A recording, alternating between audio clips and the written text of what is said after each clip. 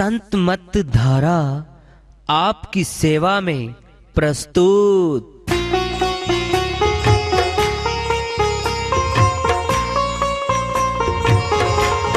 जो चाहता है प्रभु प्यारा वो आओ संत मत धारा, भक्ति भेद बता कर सारा वो कर दे भव के पारा। जो चाहता है प्रभु प्यारा वो आओ संत मत धारा, भक्ति भेद बता कर सारा वो कर दे भव के पारा। जो चाहता है प्रभु प्यारा।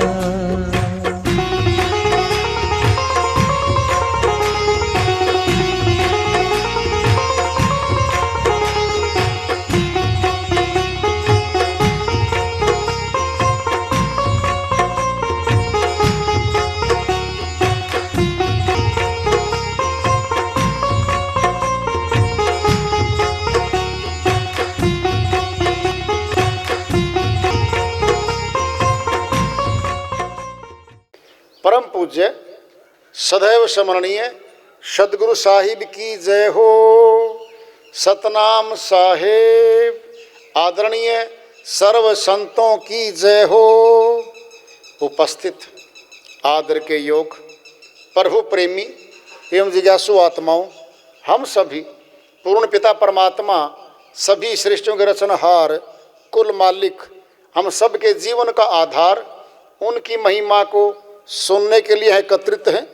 मेरी सभी से अर्ज है कि मैं कोई जगत गुरु नहीं, कोई महाराज नहीं, कोई महामंडलेश्वर नहीं, मैं केवल सभी संतों की चरणों की धूल हूँ और आपका भक्ति मार्ग में सहायक हूँ। मैं अपनी सीधी साधी टूटी फूटी भाषा में, संदूकड़ी भाषा में भक्ति भेद के गूढ़ रहस्यों को उजागर करने वाले विचार आपके समक्ष रख रहा हूँ। यदि अच्छे लगे अपनाएं, नहीं तो गैर जरूरी समझकर विसार दें। हाँ, सत्संग ही एकमात्र प्रभु प्राप्ति का विद्यालय है, विश्वविद्यालय है ये। और हम सभी सत्संग में आए हुए हैं। हम जिज्ञासु तभी तो आए हैं। हम पिछले सत्संगों से वार्ता करते चले आ रहे हैं कि चेतावनी से प्रभु प्राप्ति की ओर इस अध्याय को, इस वार्ता को आज फिर आगे बढ़ा रहे हैं। वक्त के हर एक पल से अमृत निचोड़, जिंदगी का अंजाम तक दामन न छोड़। गाफिलों को जगा दे नींद से, कौन कहता है मुर्दों को झंझोड़। बाग में कांटे भी हैं, फूल भी हैं, कांटों को छोड़ दे नादान फूल तोड़।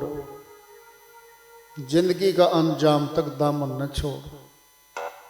एक संत जी की श्री वाणी है, वक्त के हर एक पल से अमृत न छोड़। पल दर पल पल बढ़ते बढ़ते बढ़ते बढ़ते घड़ी, घंटे, दिन, महीने, वर्षों बन जाते। हर पल आता है, चला जाता है। वक्त के हर एक पल से अमृत निचोड़। अमृत क्या है? नवनिधि अमृत प्रभोदा नाम, देही मही वाका विश्राम।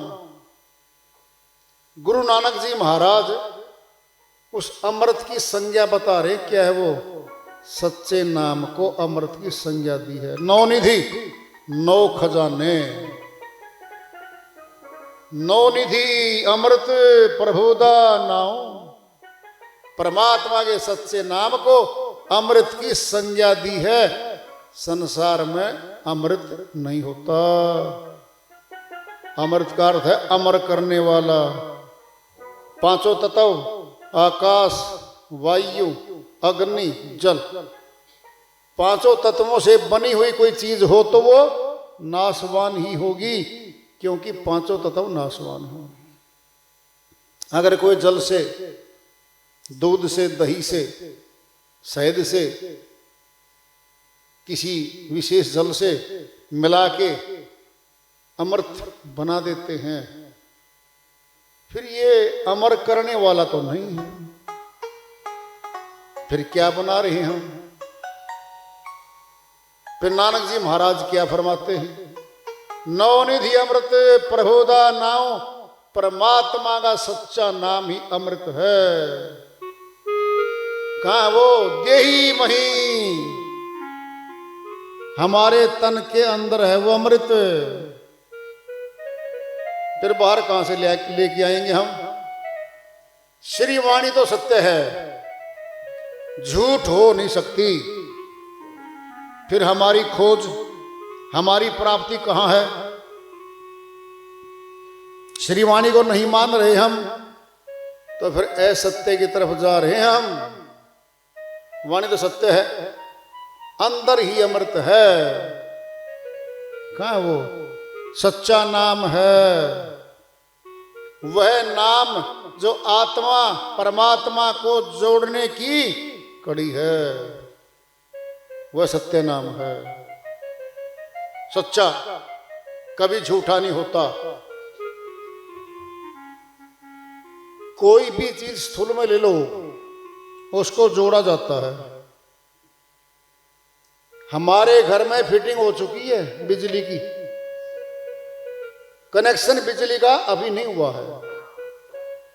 फिटिंग तो हो गई, तार भी सही हैं, सभी बटन स्विच सभी लगे हुए हैं, पर करंट आकर के लाइट तो नहीं आ रही, क्योंकि धारा से नहीं जुड़ी है वो। जैसे ही बिजली वाला मीटर लगा के जो तार बाहर से आ रही है विद्युत वाली, करंट वाली, जैसे ही हमारी तार में जोड़ देगा, सारे घर में लाइट विद्यमान हो जाएगी, बल्ब जलेंगे, ट्यूब जलेंगी, पंखे चलेंगे। तार के जोड़े बिना फिटिंग तो थी, लेकिन क्या काम नहीं। फिटिंग तो है हमारे भीतर। वेद्य गुरु जोड़ता है तार को, जोड़ते ही अखंड प्रकाश ब्रह्म ज्योति प्रकट हो जाती है। ब्रह्म ज्योति प्रकट हो जाती है। फिर हम ज्योति जलाते हैं रात को। जब अंधेरा होता है रात को, क्या करते हैं? हम ज्योति जलाते हैं। पहले दीपक होते थे घरों में, जब लाइट नहीं थी, जब बिजली नहीं थी। अब बिजली के रूप में शक्ति आ गई है, फिर ये बड़ा दीपक है, रोशनी ज्यादा देता है। भांति भांति की ट्यूबें, भांति भांति के बल्ब आ गए हैं। है तो काम दीपक का ही, प्रकाश ही तो कर रहे हैं ये। फिर प्रकाश की तो कीमत है संसार में। जब दिन में मुफ्त में प्रकाश हमें मिल रहा है सूर्य का, कोई दीपक नहीं जलाते हम, कोई खर्चा नहीं हमारे घर में। रात होती है, सूर्यास्त हो जाता है, फिर हम अपने घर में रोशनी करने के लिए दीपक जलाते हैं। खर्चा है, बिजली बिल आता है, खर्चा है। मोमबत्ती जलाओ, खर्चा है। किसी भी चीज से पैदा करें प्रकाश, चांदना, रोशनी, खर्चा होगा। और सूर्य के समकक्ष प्रकाश नहीं होता। और ये भी सही है, बिना बिजली के रात को, बिना प्रकाश के, बिना रोशनी के हम काम भी नहीं कर सकते। देखो आप, मनुष्य की आंखें प्रकाश में काम करती हैं। रात को अगर लाइट टॉर्च ना हो हमारे पास, हम खेतों में, जंगल में, वन में डरते जाने से। पशु हैं 84 के, देख लो तुम, सबकी आंखों में लाइट है, उनकी आंखें जलती हैं, रात को दिखती हैं दूर से। अपने घर में बिल्ली है ना, दूर से चमकती है, बिल्ली आ रही है। शेर आदि, हिरण आदि देखो जाकर के, जब भागते हैं ना पशु आपस में, उनकी आंखें काम करती हैं रात को, उनको दृष्टि रात को चमकने वाली दे रखी है। मनुष्य चूंकि सक्षम बना दिया, ये तो बिजली पैदा करेगा, बल्ब जलाएगा, ये तो दीपक जलाएगा, सक्षम है। इसकी आंखें नहीं चमकती कभी, चाहे देख लो तुम आपस में खड़े हो कभी दूर से, आंखें हमारी नहीं चमकती, पशुओं की चमकती है। बैल देख लो आप, दो बैल आएंगे रात को अंधेरे में, देखना बिल्कुल टॉर्च की तरह उनकी लाइटें होती हैं। उनको दिया हुआ पहले से प्रकृति ने सारा सिस्टम, मालिक ने सबका सब वही सेट कर रखा जहां वो रहते हैं। तो प्रकाश करने के लिए खर्चा चाहिए, तब प्रकाश होता है। फिर ब्रह्म ज्योति तो मालिक की दी हुई अंदर है, हमारा कोई खर्चा नहीं लगना। ब्रह्म ज्योति को हम देखेंगे, क्या हो जाएंगे? ब्रह्ममय हो जाएंगे हम।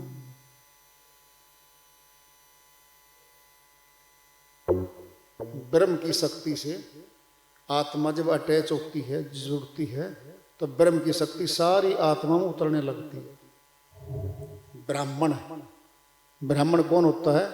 ब्रह्म ज्ञानी, जो ब्रह्म में रमण करता है वह ब्राह्मण कहलाता है। श्री गीता अध्याय 2 श्लोक 46 में श्री कृष्ण भगवान अर्जुन के माध्यम से पूरी सृष्टि के लिए बताते हैं कि अर्जुन, जिस प्रकार पूर्ण रूप से भरे हुए तालाब के मिल जाने के बाद छोटे से तालाब के प्रति जो प्रयोजन रह जाता है, जो भाव रह जाता है, उतना ही ब्रह्म को तत्व से जानने वाले ब्राह्मण का वेदों के प्रति भाव रह जाता है। अध्यापक है, मैथ पढ़ाता है, दृष्टांत पिंड में ले लो, और सारे मैथ के फार्मूले उसको जबानी याद हो गए, क्या मैथ की पुस्तक उठा के चलेगा क्लास में? वो नहीं। क्लास में 40 बच्चे बैठे हैं, अध्यापक चौक लेके कलम लेके सामने बोर्ड पे सवाल फार्मूला समझा रहा है और बच्चे समझ रहे हैं। अध्यापक कहता है ये फार्मूला बच्चों याद कर लो, कोई भी सवाल आएगा इस फार्मूले का, ये नहीं जो मैंने निकाल के दिए आपको यही आएगा, नहीं, कोई भी आ सकता है। फार्मूले पे चलोगे, याद करोगे तो आप सवाल प्रश्न हल कर सकते हो। देख लो तुम, पुस्तक नहीं उठा के चल रहा वो, उसने फार्मूलों को जान लिया। जब ब्रह्म को जान लेंगे तो वेदों को हाथ लगाने की जरूरत नहीं पड़ेगी। सभी वेद ब्रह्म को जानने का, प्राप्त करने का साधन और इशारा कर रहे हैं। ब्रह्म को जानो, ब्रह्म की ज्योति अंदर है, त्रिकुटी में है हमारे। और वेदी गुरु जब वो बटन तार जोड़ देता है तो धीरे धीरे उसकी प्रकाश की शक्ति बढ़ती जाती है, बढ़ती जाती है, बढ़ती जाती है। कैसे? जैसे हमारा ज्ञान बढ़ता है। छोटा सा बच्चा है, कहते ना बहुत बच्चा है भाई, अभी इसको पूरी समझ नहीं आ रही, बढ़ते बढ़ते बढ़ते 18 साल का हो गया, कहते बालिग हो गया, अपने नाम से कारोबार स्टार्ट कर सकता है, नौकरी, सरकारी नौकरी कर सकता है, सारे अधिकार प्राप्त हो जाते हैं उसको, क्योंकि बुद्धि का विकास पूरा हो चुका है, समझ पूरी आ चुकी है, सारे काम करेगा। जब ब्रह्म ज्ञानी बन गया तो फिर इसको सारी जानकारी आ गई, इसको कोई विचलित नहीं कर सकता, फिर इसको कोई बहका के कहीं नहीं ले जा सकता, फिर क्योंकि अंदर है।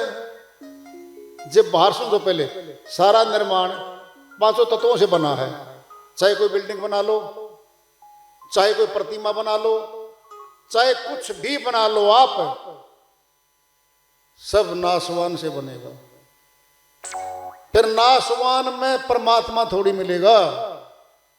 जब हम जिंदा हैं, हम श्वास ले रहे हैं और जिंदा हैं, बात भी कर रहे हैं हम, फिर परमात्मा प्रभु किसी नाशवान शक्ति में बैठेगा क्या? नहीं, वो भी घट में बैठा है, अंदर ही बैठा है। जब अंदर बैठा है फिर चोर चोरी क्यों कर रहा है, डाकू डकैती क्यों डाल रहा है, कत्लो गैरत क्यों हो रही है, मार काट मनुष्य भी क्यों हो रही है, फिर क्या कारण है? अंदर बैठा परमात्मा क्यों नहीं रोक रहा उनको? रोकेगा जहां प्रगट होगा। उंगली माल डाकू था, महात्मा बुद्ध के साथ संपर्क होता है और बदल जाता है, डकैती छोड़ के संत बन जाता है। वो दूध के अंदर घी तो है, दृष्टांत ले लो, लेकिन घी दिखता नहीं है, और दूध डाल दे जलती जोत में तो घी वाला काम भी नहीं करता। जिसको पता है निकालना आता दूध में से घी, उसको पूछो जिसमें घी है, बिल्कुल घी है, फिर दिखता नहीं है और घी वाला काम भी नहीं करता। अब करेगा, विधि से उबालो, हल्का ठंडा करो, जामुन लगाओ, दही बनेगी। देखो आप 0 पॉइंट पे जाएगा, दही जम गई है बिल्कुल, फिर रिड़का लगेगा, मधानी आएगी, फिर मक्खन ऊपर आ जाएगा, बोलेगा मक्खन मैं ऊपर आ गया हूं ले लो। लस्सी छाछ नीचे रह गई है, माता बहनें निकाल लेती हैं उसको, उसमें थोड़ी लस्सी की मिलावट होती है, हल्की सी गर्म करेंगे उसको, शुद्ध हो जाएगा, फिर घी हो जाएगा। फिर घी दिख भी तो रहा है और घी वाला काम भी कर रहा है। दीपक जलाओ, जलेगा, ये हवन करो, बिल्कुल होंगे, हलवा बनाओ, होगा। दूध में तो था, फिर दिख नहीं रहा था और घी वाला काम भी नहीं कर रहा था। मिलोनी में था, मिला हुआ था वो, हमारे भी घट में मिला हुआ है वो, मिला हुआ। जिमी दूध के मथन से मिलता है घी जतन से, तिमी ध्यान की लगन से पार ब्रह्म लो निहारा। साहिब की वाणी है। कबीर साहिब फरमाते हैं दूध के मथने से घी मिलता है, युक्ति से मिलेगा। वो युक्ति बताइए। जिमी दूध के मथन से मिलता है घी जतन से, जतन माने युक्ति, जानकारी से मिलेगा। तिमी ध्यान की लगन से पार ब्रह्म लो निहारा, पार ब्रह्म परमात्मा को देख लो। दिखता है, बिल्कुल दिखता है। अगर दिखाई नहीं दे तो क्यों कहेंगे कि परमात्मा को मिल लो। अब सुनो, प्रश्न पैदा होता है कौन मिलेगा? हाथ नहीं मिलेंगे, नासवान है। बारी आंखें जड़ जड़ है, ये भी नासवान है। कौन मिलेगा? जिसने मिलना है वो मिलेगा, आत्मा मिलेगी। आत्मा की आंख अलग से है, वो अविनाशी आंख है जो आत्मा के साथ चलती है, और आत्मा परमात्मा का अंश है। फिर अंश और अंशी ने मिलना है, हमारे शरीर ने नहीं मिलना कभी भी। भूल जाओ कि हाथ लगाएंगे हमारे हाथ से मालिक पकड़ा जाएगा, सवाल ही पैदा नहीं होता। दूर तक भी नहीं है तो गुणगान गा लो मालिक के, मन तो खुश होगा। फिर प्राप्ति दूर तक नहीं होनी, ये भी सोच लो। और जब तक प्राप्ति नहीं होगी हम अधूरे रहेंगे, अज्ञानी रहेंगे, कल्पनाओं में रहेंगे, अनुभूति नहीं होगी। श्रीवाणी चल रही है, वक्त के हर एक पल से अमृत न छोड़, जिंदगी का अंजाम तक दामन न छोड़। कह दिया ना, पूरा जीवन प्राप्ति में लगा दो, बिल्कुल पूरा जीवन लगा दो। ये कह दिया, पूरा जीवन संसार में लगाते हैं, परिवार में। फिर परिवार के लिए मकानात बनाते हैं, जमीनें बना लेते हैं, सारा सामान बना लेते हैं। परिवार में लगाई गई जिंदगी परिवार के बच्चों को, हमारी औलाद को मिलेगी। जो हमने जोड़ा है जाते समय, उसमें से हमें कुछ नहीं मिलेगा। ये बात सत्य है। सभी देखते हैं मौत के बाद, शमशान घाट में जाके अपनी आंखों से देखते हैं खाली हाथ जा रहा है भाई, इसके साथ तो कुछ नहीं जा रहा। कहते भी हैं एक एक पाई जोड़ता था, लोभी था, खर्चता नहीं था, ये भी कहते हैं।